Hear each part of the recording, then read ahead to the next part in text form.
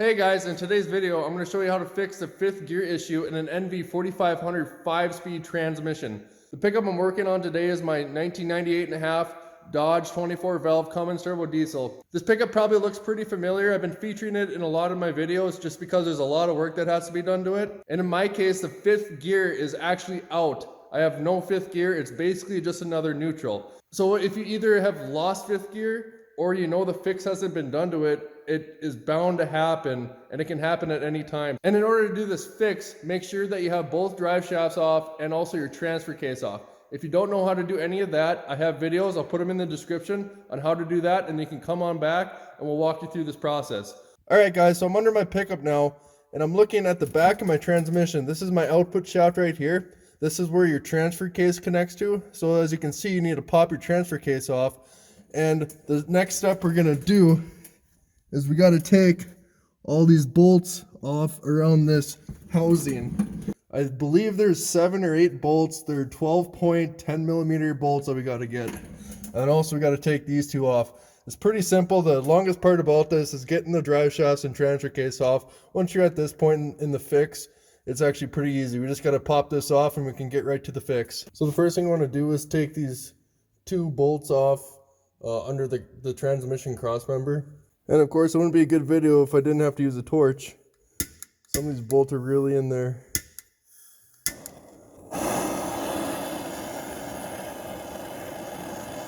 Okay, so I got these bottom 4 bolts loose here.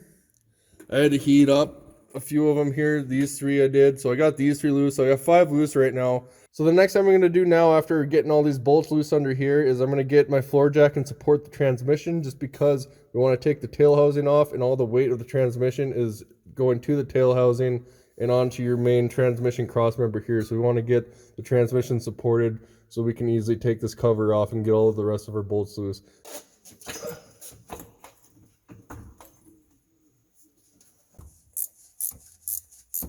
Alright guys, I just want to show you this top bolt right here. I had a hell of a time with it. I could not get it with a regular wrench, so I had to put this on it, like so. And I literally held the torch on it for a minute. It was so stuck in there. And then what I did, I grabbed this big screwdriver right here, and I'd actually shove it through the hole in the wrench and then push up with basically all my weight. Be careful not to strip them, but these bolts are a lot harder than I thought it would be just because of the gasket maker behind it. I think that's why they've been so tough, but basically every bolt I've had to heat up at this point. I got one more left to loosen. Alright, I finally got all my bolts loose. The top ones were definitely the trickiest, and I basically used the torch on every single one of them. So good luck with that.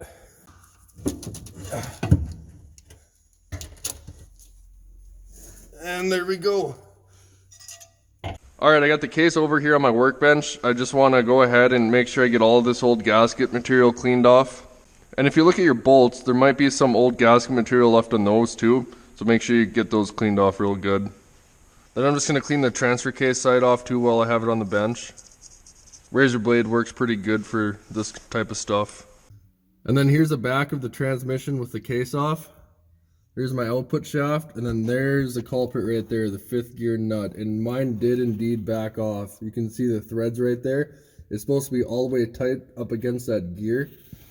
And just by looking at this nut, it looks like it has been messed with before. You can see the tool marks there from the guy hitting it with a chisel to tighten it. So here's my nut, and as you can see, it's actually aftermarket. It's got some set screws in it, but it still failed. So here's the gear responsible for 5th gear up top here. And what that does is it slides down the output shaft, and then you lose connection with this gear right here. So when you throw it into 5th gear, this will sit here and spin, but it's not making contact with the gear that's responsible for 5th gear. So then you lose 5th gear basically. So as I was threading my old nut on, I noticed that my threads are actually worn on my nut. You see all that play right there? That shouldn't be like that. It's really loose. So I'm gonna have to go ahead and order a new nut. But for my video's sake, I don't feel like waiting another few days to get a new nut and then finish a video. We're already at the tail end of it. So what I'm going to do is I'm just going to thread my old nut all the way on. I'm not going to tighten it or anything, but I'm going to put it on and then I'll put my retainer on. And then you basically have your fifth gear fixed. So I don't have my nut threaded on all the way, but you'll be able to see what it should look like with this fix. You just take this and it's splined to your output shaft and you just slide it right on. And then these little feet slide right into your nut to keep it from spinning since it's splined on the shaft. Just like that. So guys, thanks for watching this video. Unfortunately, I couldn't complete my fix, but this should walk you through it pretty nicely. I'm gonna have to order a new nut, like I said. And when you're putting your case back on, make sure you get all the old gasket material off the transmission, get this all nice and clean, and then reapply your gasket maker to your tail housing, and then just slide it right on and bolt it up. And that's pretty much it. So thanks for watching, guys, and make sure you subscribe to my channel.